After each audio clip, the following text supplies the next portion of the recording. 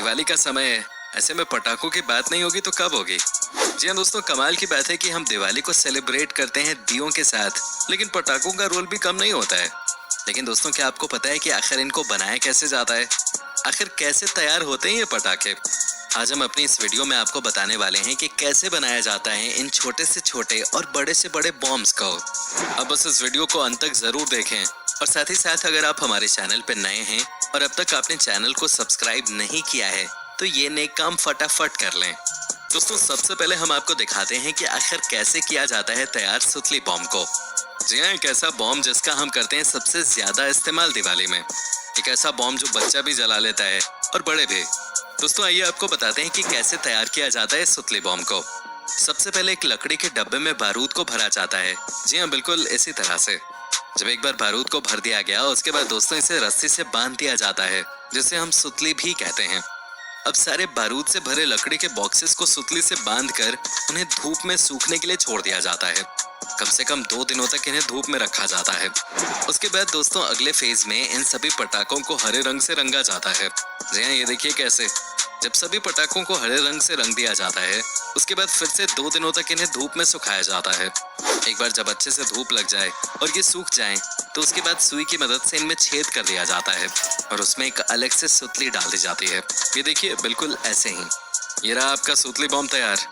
एक बार जब पूरा प्रोडक्शन हो जाता है तो इन्हें एक बॉक्स में पैक कर दिया जाता है। क्या बात है दोस्तों। अब हम आपको दिखाते हैं कि आखिर कैसे बनाई जाती है फुलझड़ी। जी हाँ, वही फुलझड़ी जिसे आज भी हम उतना ही प्यार करते हैं जितना कि बचपन में करते थे। आज भी बच्चों की पहली पसंद है ये फुलझड़ी। लेकिन आज हम आपको दिखाते हैं कि कैसे बनाते हैं इस फुलझड़ी को। ये देखिए दोस्तों, सबसे पहले एक लकड़ी के सांचे में बहुत सारे तांबे की तार को कैसे रखा जाता है। एक एक करके बहुत सारे तांबे की तारों को रख देते हैं। उसके बाद इन सबको टाइट कर दिया जाता है ताकि कोई दिक्कत ना हो। जैसे ही दोस्तों एक बार इन्हें अच्छे से टाइट कर दिया जाता है, उसके बाद इन्हें एक मिक्सचर में डाल दिया जाता है। ये देखिए कैसे एक एक करके सभी तांबे की तारों को मसाले के मिक्सचर में डाला जाता है, जबकि एक तरफ से तांबे की तार को ऐसे ही खाली छोड़ दिया जाता है। इसके पीछे की वजह यह है कि वो हैंडल होता है। अब ये देखिए दोस्तों कैसे दोबारा इन्हें मिक्सचर में डाला जाता है। जब ये थोड़े से चिपचिपे से होते हैं, उसी समय दोस्तों इनके ऊपर एक पाउडर डाला जाता है। वो पाउडर होता है मैग्नीशियम। जानते हैं क्यों डालते हैं इसे? ये इसलिए डाला जाता है ताकि दोस्तों ये फुलझड़ी अच्छे से जलते समय चमके। जब एक बार सभी मिक्सचर सूख जाते हैं तो इन्हें दोबारा धूप में डाल दिया जाता है, और एक बार जब सारा प्रोडक्शन प्रोसेस खत्म हो जाता है, तब दोस्तों इन्हें पैक कर दिया जाता है एक बॉक्स में और भेज देते हैं मार्केट में। दोस्तों, अब बात करते हैं कि भाई रॉकेट को कैसे बनाया जाता है। जी हाँ, वही रॉकेट जो कि आसमान को कलरफुल बना देती है किसी भी फेस्टिवल में। लेकिन इसको तैयार कैसे किया जाता है, आइए हम आपको ये भी दिखा देते हैं। दोस्तों, रॉकेट को बनाने के लिए सबसे पहले बड़े बड़े कार्डबोर्ड के गोल गोल शीट्स बना लिए जाते हैं। अब दोस्तों कार्डबोर्ड के रोल बनाए जाते हैं। जी हाँ, बिल्कुल ऐसे ही। जब आपका रोल तैयार हो गया तो उसके बाद सबको एक ही प्लेटफॉर्म पे रख के चिपका दिया जाता है। जी हाँ, ये देखिए कैसे। उसके बाद दोस्तों आप देख सकते हैं कि कैसे इन्हें एक रस्सी से बांधा जाता है। एक बार जब सब अच्छे से बंध जाएं, तो उसके बाद इनमें स्टिक्स लगाई जाती हैं। दोस्तों उसके बाद यानी कि अगले प्रोसेस में इन रोल्स में मिट्टी भरी जाती है। जी हाँ, ये देखिए कैसे एक एक करके मशीन की मदद से मिट्टी भरी जा रही है। जब एक बार मिट्टी भर जाती है तो दोस्तों उसके बाद इन्हें प्रेस किया जाता है। अब दोस्तों इनमें फ्यूज डाली जाती है। जब एक बार सारे फ्यूज लग जाते हैं तो उसके बाद इन्हें एक जगह रख दिया जाता है। अब दोस्तों एक एक करके इनमें गन पाउडर डालते हैं। ये देखिए कैसे इन्हें फिल किया जा रहा है ना कमाल की बात। उसके बाद दोस्तों ये जो आप गोल शेप वाले कार्डबोर्ड्स देख रहे हैं, उन्हें लगाया जाता है। लेकिन दोस्तों प्रोसेस वहीं खत्म नहीं हुआ है। अब देखिए कैसे इनके ऊपर फिर से बारूद डाली जाती है। लेकिन आपको पता है कि 2 बार बारूद क्यों फिल किया जाता है? दोस्तों आपको बता दूं, इसके पीछे वजह यह है कि एक तो रॉकेट को उड़ाने के लिए है, और दोस्तों आसमान में रॉकेट को फोड़ने के लिए। यही वजह है कि 2 बार इनमें बारूद भरा जाता है। एक बार जब पैकेजिंग फाइनल हो जाती है तो लास्ट में इनको एक बड़े से बॉक्स में पैक करके मार्केट में ब्रांडिंग के साथ भेज दिया जाता है। कमाल की बात है। अब समझ में आया कि ये दिवाली की रौनक के पीछे कितनी मेहनत लगी होती है। दोस्तों अब हम आपको बताते हैं कि आखिर कैसे बनाए जाते हैं दिवाली के ये लाल पटाखे। जी हाँ, किसने नहीं छोड़ा होगा इन पटाखों को, है कि नहीं दोस्तों? इनका मेरे ख्याल से सबसे ज्यादा इस्तेमाल किया जाता है दिवाली में। लेकिन क्या आपको पता है कि कैसे बनाए जाते हैं ये? इन्हें बनाने में कितनी मेहनत लगती है? नहीं पता होगा, लेकिन कोई बात नहीं। आज हम ही आपको एक एक स्टेप करके बता देते हैं लाल पटाखों के बारे में। दोस्तों सबसे पहले तो आपको बता दूं कि एक लाल पेपर को एक कटर मशीन में डाला जाता है और मशीन इस पेपर को रोल में कन्वर्ट कर देती है। दोस्तों ये जो रोल होते हैं वो 1 फुट तक लंबे होते हैं, इसीलिए इन्हें छोटे छोटे टुकड़ों में फिर से काट दिया जाता है। ये देखिए कैसे, क्या बात है। ये इसलिए काटा जाता है ताकि छोटे साइज में इन्हें बदल दिया जाए।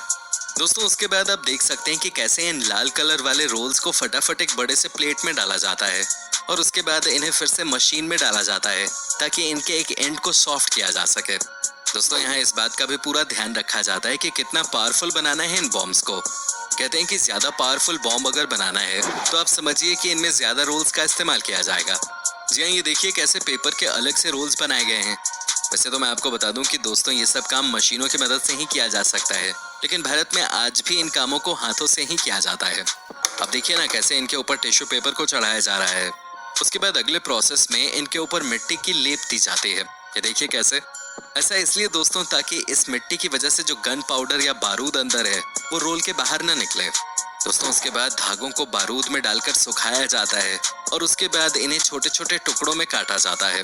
अब इनके ऊपर गन पाउडर अच्छे से डाल दिया जाता है ताकि पटाखे अच्छे से जलें। ये देखिए कैसे इन्हें फिल किया जा रहा है इन पटाखों में। दोस्तों अब सबसे लास्ट में इनको पैक करने का काम होता है। जी हाँ, ये काम डिपेंड करता है कि छोटे पैकेट्स में इन्हें पैक करना है या बड़े बड़े रोल्स बनाने हैं। क्या बात है। दोस्तों आपको कैसी लग रही है हमारी ये वीडियो, आप हमें कमेंट करके बता सकते हैं। कैसे डाली जाती है पटाखों में रोशनी। आपने अक्सर देखा होगा कि हवाई पटाखे फटने के बाद आसमान में रंग बिरंगी रोशनी बिखेरते हैं। इनमें रोशनी डालने के लिए भी खास तरह के रसायनों का प्रयोग किया जाता है। अलग अलग रसायनों के हिसाब से ही पटाखों के रंगों की रोशनी तय होती है। किस रोशनी के लिए डाला जाता है कौन सा रसायन। रसायन विज्ञान में मौजूद तरह तरह के रसायनों को यदि किसी और चीज के साथ मिलाया जाए तो वो रसायन तत्व उसके साथ मिश्रित होने पर रंग बदल देता है। हरे रंग के लिए बेरियम नाइट्रेट। पटाखे में से हरे रंग यानी ग्रीन रोशनी निकालने के लिए बेरियम नाइट्रेट का इस्तेमाल होता है। बेरियम नाइट्रेट को अनकार्बनिक रसायन भी बोला जाता है। ये विस्फोटक पदार्थ का काम करता है। बारूद में मिश्रण होने पर यह रंग बदलता है और हरे रंग में बदल जाता है। हरे रंग में बदलने से जब पटाखे में आग लगाई जाती है तो उसमें से हरे रंग की ही रोशनी निकलती है। इसका इस्तेमाल ज्यादातर आतिशबाजी में किया जाता है। लाल रंग के लिए सीजियम नाइट्रेट। पटाखे से लाल रंग की रोशनी निकालने के लिए उसमें सीजियम नाइट्रेट डाला जाता है। इस रसायन को बारूद के साथ मिलाने पर इसका रंग लाल पड़ जाता है। इसके बाद मिश्रण को ठोस बनाकर पटाखे में भरा जाता है। आग लगाने पर इसमें से लाल रंग की रोशनी बाहर आती है। इसका प्रयोग ज्यादातर अनार और रॉकेट में किया जाता है। पीले रंग यानी येलो के लिए सोडियम नाइट्रेट। सोडियम नाइट्रेट का रंग देखने पर ही इसका रंग हल्का पीला नजर आता है। पटाखों के बारूद के साथ इसे मिलाकर एक ठोस पदार्थ तैयार किया जाता है। इसमें नाइट्रेट की मात्रा बढ़ाई जाती है। इससे इसका रंग और भी गाढ़ा पीला हो जाता है। यही वजह है कि आग लगाने के बाद ये पीले रंग की रोशनी छोड़ता है। इसका इस्तेमाल अमूमन हर पटाखे में होता है। खासकर चक्री में इसका इस्तेमाल सबसे ज्यादा किया जाता है। दोस्तों पटाखे बनाने में कुछ चीजों का खास ध्यान रखा जाता है। जो भी कंपनी पटाखे बनाने की फैक्ट्री लगाती है उसे कुछ दिशा निर्देशों का पालन करना जरूरी होता है। दिशा निर्देशों के तहत जहां पटाखे बनाए जाते हैं वहां पर बिजली का कनेक्शन नहीं दिया जाता है।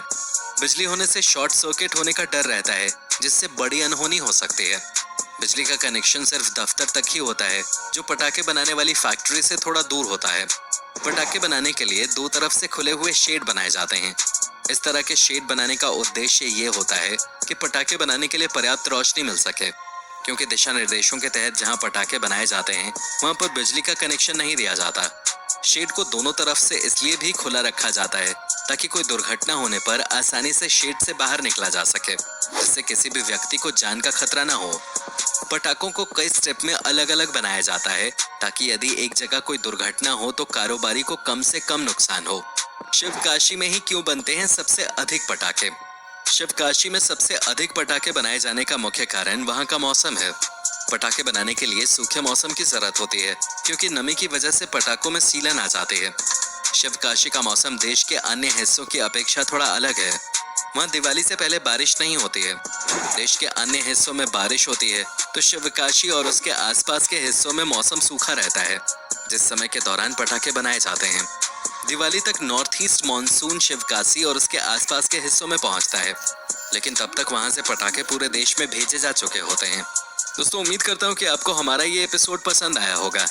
साथ ही दोस्तों अगर आपको इस वीडियो पे कोई राय देनी है तो आप हमें कमेंट करके बता सकते हैं। हमें आपके कमेंट्स का इंतजार रहता है। दोस्तों अगर आप हमारे चैनल पे नए हैं तो प्लीज चैनल को सब्सक्राइब